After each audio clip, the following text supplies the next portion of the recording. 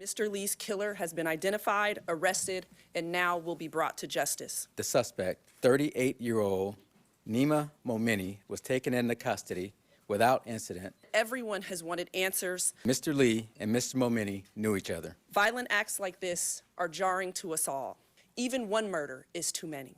At the end of the day, we want to make sure that we get justice for the families and Mr. Lee. This is still an ongoing investigation. We are not at the end of the road. We are truly at the beginning. An arrest in the San Francisco murder case that got worldwide attention. The alleged suspect, a tech entrepreneur living in Emeryville. Good afternoon, I'm Kristen Z. And I'm Larry Beal. Thanks for joining us. Cash App founder Bob Lee was killed in the early morning hours last Tuesday, April 4th. The suspect was arrested in Emeryville this morning. We have team coverage on the latest developments and what it means to San Francisco. Let's begin with ABC 7 News reporter Cornell Bernard. Cornell. Yeah, Police Chief Bill Scott offering few details on the murder, but did say it was not a random crime. He says Lee and the suspect knew one another. DA Brooke Jenkins calling out those who spread false information about the crime early on. Mr. Momeni was taken into custody without incident in Emeryville, California.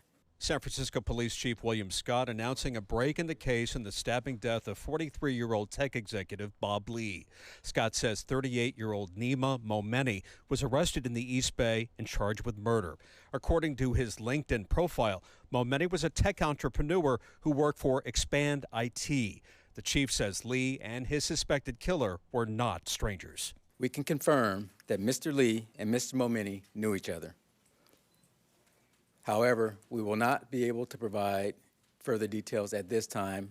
Scott would not share information on a possible motive. Sources say Lee had 2 stab wounds in his upper chest. Images obtained by the Daily Mail showed Lee stumbling along Main Street after the stabbing. Lee is seen through the front glass doors of the Portside apartment building as he attempted to use the call box before falling to the ground. He died at the scene, the case gaining international attention. I will say this. We've been on this round the clock from the start. And I just want to make sure that the world knows that we have other homicides that we work just as hard on. I understand and appreciate the interest in this case. That's not lost on any of us. San Francisco District Attorney Brooke Jenkins says Momeni is being charged with murder, including a special enhancement for alleging the murder was committed with a knife. Jenkins called out Elon Musk by name for putting out misinformation about the crime and for those who criticize the city for its street crime. That reckless and irresponsible statements, like those contained in Mr. Musk's tweet that assumed incorrect circumstances about Mr. Lee's death, serve to mislead the world in their perceptions of San Francisco and also negatively impact the pursuit of justice for victims of crime. Now, Jenkins says Momeni will be arraigned tomorrow afternoon, and she says she plans to file a motion that the suspect be detained without bail to ensure he remains in custody due to what she considers to be a public safety risk. In the newsroom, Cornell Bernard, ABC 7 News. Cornell, thank you. Bob Lee's family posted a statement on Facebook today, writing in part, "We're very thankful to the hardworking detectives at the SFPD for bringing his killer to justice.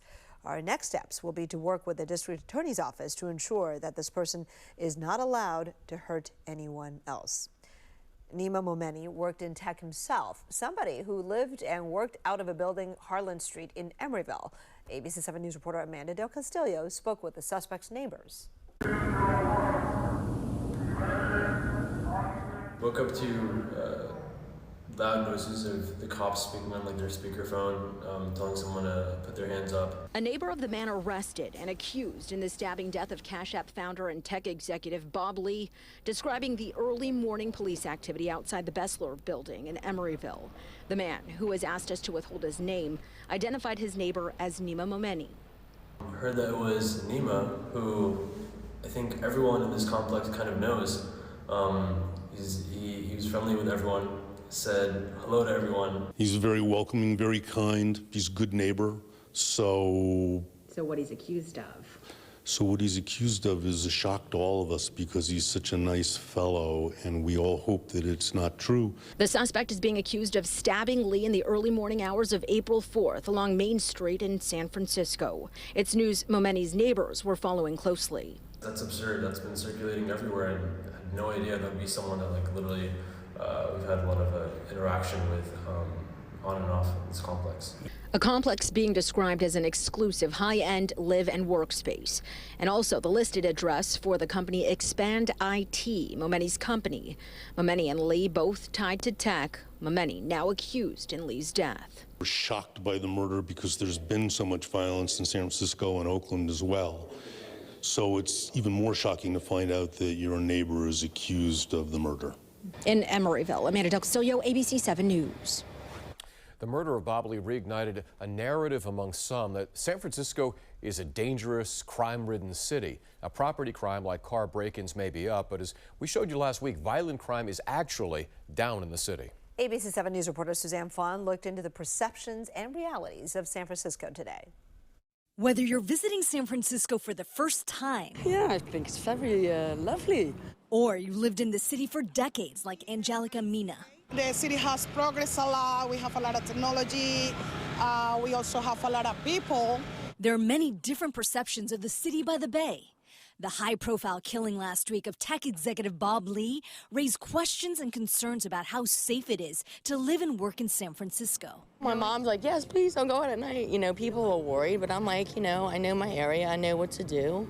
Police now revealing Lee's murder was not random violence. I do understand, how people see and view things. I see it, I read it, I live here just like, a lot of you all. But this has nothing to do with San Francisco. This has to do with human nature. The latest data on homicides from the FBI and local police, compiled in the ABC 7 Neighborhood Safety Tracker, shows San Francisco is close to the bottom of the list of major cities, with 6.9 homicides per 100,000. 13 major cities have more reported homicides. This data shows that St. Louis is at the top of the list, and San Francisco is at the bottom of the list when it comes to homicides. Does that change your perception of San Francisco? Not mine. No, I'm not shocked by that at all. I don't, like I said before, I mean, there's not tons of violent crime here. Some say property crime makes San Francisco look bad. Look at these numbers from ABC 7's Neighborhood Safety Tracker. San Francisco is third from the top of the list with nearly 5,500 incidents per 100,000 residents. You can't leave your car anywhere with anything in it. You'll get your windows smashed out. But, we love the city, so we stay. Chad Schmidt lives in Alameda and has worked in the city since the 90s. He says things have changed. I love San Francisco, but people are going to come in and they're going to see what they see with their eyes. A lot of drug users, a lot of people who are on the street harassing people. I've come across it myself, but I've been coming across that for a long time. In San Francisco, Suzanne Fawn, ABC 7 News. City leaders were quick to point out some of the misinformation that was spread about this case on social media. This has been a high-profile case, and there have been a lot of speculation and a lot of things said about our city. Reckless and irresponsible statements, like those contained in Mr. Musk's tweet that assumed incorrect circumstances about Mr. Lee's death, served to mislead the world in their perceptions of San Francisco. This is not about San Francisco. It happened in San Francisco, and that is unfortunate. It's even more of a tragedy that it happened at all, but this speaks to more about human nature. Joining me now to continue the conversation is ABC 7 News insider Phil Mateer. So, Phil, we hear the city officials, they mentioned Elon Musk, misinformation, and they're obviously focused on other cases as well. They're trying to repair the city's name, but this is an uphill climb.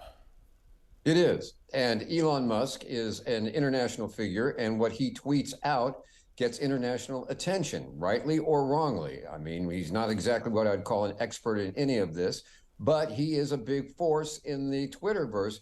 And it's interesting to note, Larry, that Twitter and the entire social platform, which spreads these out to the world so quickly and makes it a national, international story, originates in San Francisco as well. So it's part of our narrative, too, the information and misinformation getting out there. But what they were trying to do today was tap down on the idea that this was random and that anybody could have happened to anyone. Now, there are some people that are questioning why they didn't do it earlier, why they didn't put out the fact that it wasn't random, because almost from the start, they knew that was targeted. The idea, because it was stabbed, where it happened. Stabbing is a passionate crime. It's not something that usually involves drugs. It's not something necessarily that homeless people do. It was directly into the chest as opposed to a slash, things like that.